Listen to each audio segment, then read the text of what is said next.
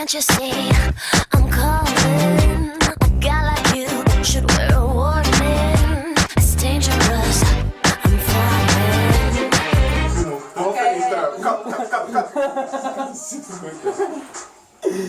Oh, en ik rook helemaal niet. Action!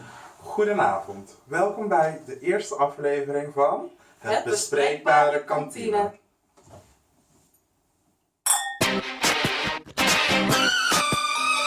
Ben, wat houdt dit programma nou eigenlijk precies in?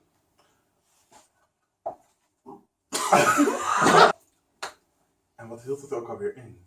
Het bespreken van dingen. Het bespreekbaar maken van dingen. En Juist. dan heb ik het eigenlijk over alles. Dus zowel seks, drugs, roddels, noem maar Mensen, op, media. dieren, Alles kan, niks is te gek. vissen. Ja, Alle- vissen zijn ook dieren. Alle taboes die je kan verzinnen, noem het maar op.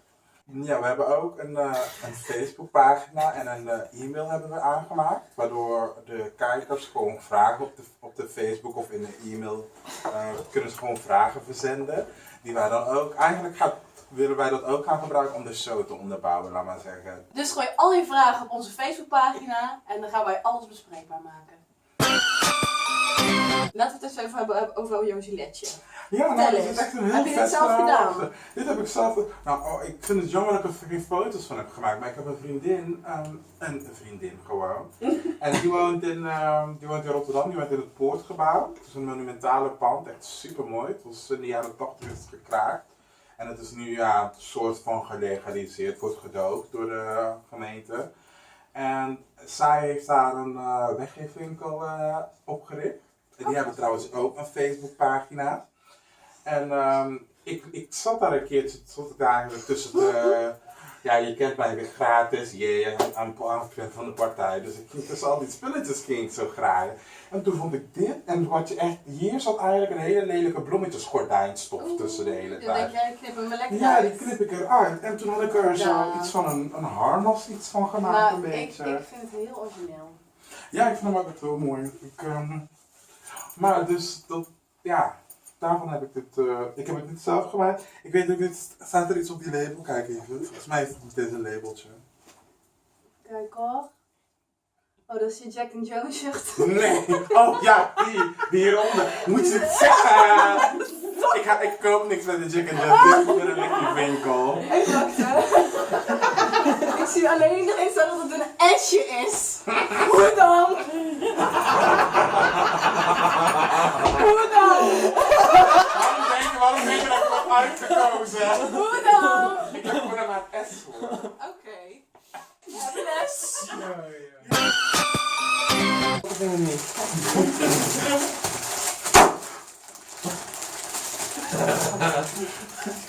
Oké. Maar jij bent dus homoseksueel. Maar Ben, Ja. hoe is het eigenlijk allemaal ontstaan, jouw homoseksualiteit en zo? Hoe is Nou het ja, eigenlijk allemaal het gegaan? is eigenlijk 27 jaar geleden is het ontstaan. Met mijn vader en mijn moeder waarschijnlijk op de achterbank van de auto van mijn vader. En echt 9 maanden later was daar ik en ja, ik ben dus de jongste van 5, van 3 jongens en 1 meisje. Dus Nou, het is dat is best wel, ja klopt, het is best wel een macho, macho. Het is ook, onze cultuur is ook heel macho, weet je. Dus Want jij en- komt van, oorspronkelijk? van Curaçao en van Venezuela. Ja, Ja. het is een beetje een mix. Oké, Yes, mooie girl. mix. Mooie mix. Ja, dank je, dank je. Maar, om weer op die topic te komen, ja, ik denk dat als ik erop terug ga kijken, dat het echt begonnen is op de middelbare school, of niet de middelbare school, op de basisschool, weet je wel. Ja. Ik merkte van mezelf, ik wilde altijd in een poppenhoek, weet je wel. Het was gewoon net even iets anders dan de Ja. rest van de klas. Ik weet niet, ik ben de enige jongen die 100 keer in een poppenhoek wilde. En zo.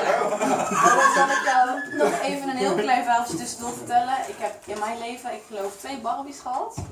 Nou, ja, waarvan onder één babyborn, en dat is zo'n groot babyding. Ja, die vond ik leuk. Ik stal die altijd van mijn zus. Van mijn oma kreeg ik hem. Nou, ik kreeg dat ding in mijn handen en ik begon heel hard te huilen. En ik zag dat plasgat zitten en ik was zo gechoqueerd. Ik heb hem meteen weggegooid. Nee, ik heb het geproefd.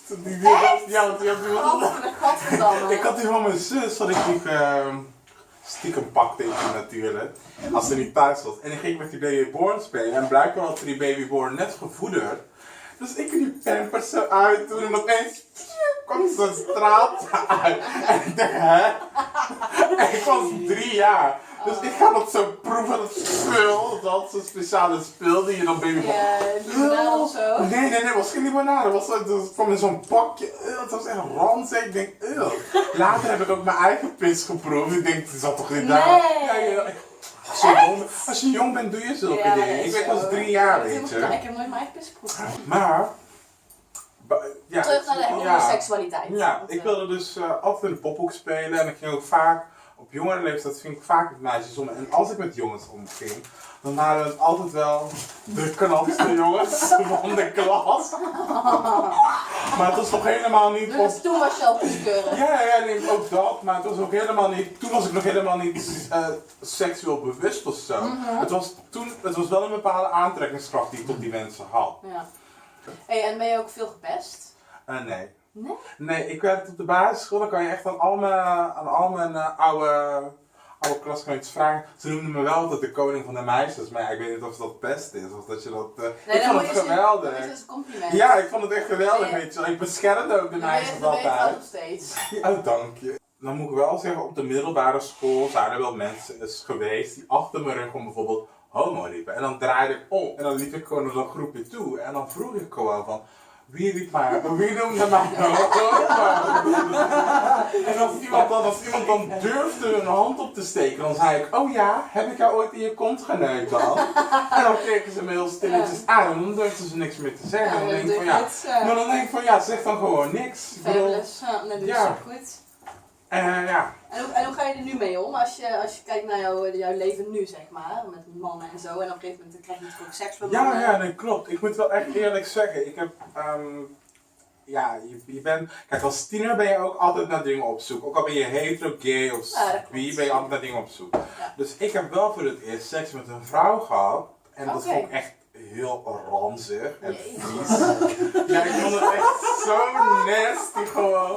Maar ik weet het gewoon. Als je echt zeker van je zaak bent en zeker dat je homoseksueel bent, dan lijkt mij dat een hele heftige ervaring. Ja, het was echt nasty girl. Met een vrouw een nasty girl. Maar walgde jij dan ook echt van haar poes? Of gewoon van een hele gebeuren? Nee, van de poes vooral. Ja? Ja? De klit die hard wordt en het is allemaal zo raar naar beneden.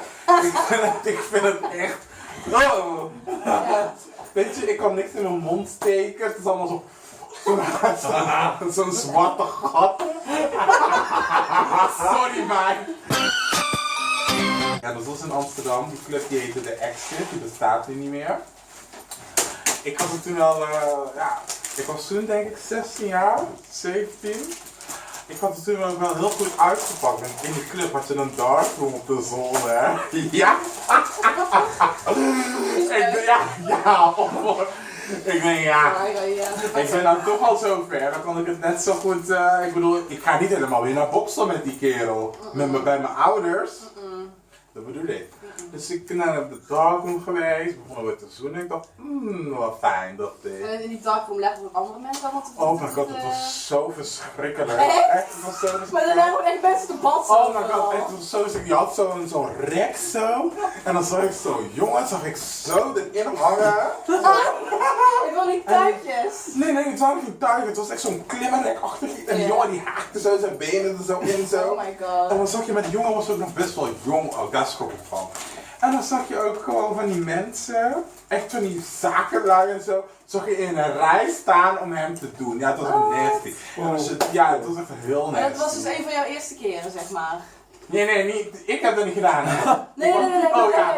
Ja, dat ik. Nee. Nee, met de jongens doen in die dag. Ja. Dat je met een jongen een ervaring had, dat was een van de eerste keer. Ik kom heel vaak hetero mannen tegen. Ik bedoel, als ik jou eerlijk zeg, ik ben nou al 3 jaar single, maar ik heb de afgelopen 3 jaar heb ik kan ik op één hand tellen met hoeveel homo's ik seks heb gehad. En ik kan niet eens op 200 tellen met hoeveel hetero's ik seks. Weet je? Dus die switch. Maar je moet je wel even laten checken af en toe, hè? Nee, oh girlfriend, er zit altijd een rubbertje omheen. Echt Ik heb waar? nog nooit seks gehad, dat meen ik. Echt? Ik heb nog nooit een SOA gehad, ik klop het af. Nog nooit heb ik seks gehad zonder condoom.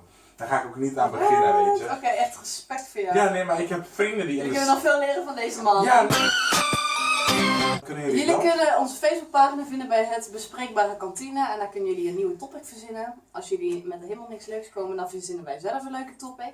Maar ook over deze topic kunnen jullie nog vragen doorsturen. Is geen probleem. Als jullie zitten met vragen over homoseksualiteit, of over ben ik nou lesbisch, ben ik nou hetero, ben ik nou biseksueel. Of... Over zelfmoord. Maakt allemaal niks uit. Ja, nee, want dat moeten we wel voorkomen natuurlijk, weet je. En je mag alles Ja, bespreken. voorkomen, ja. Ja, En je voorkomen. mag alles bespreken Ja. met ons. Dat is allemaal geen Maar probleem. in ieder geval, dit was het bespreekbare kantine. Laten we nog even preuzen voor de afsluiting. Uit je patatje.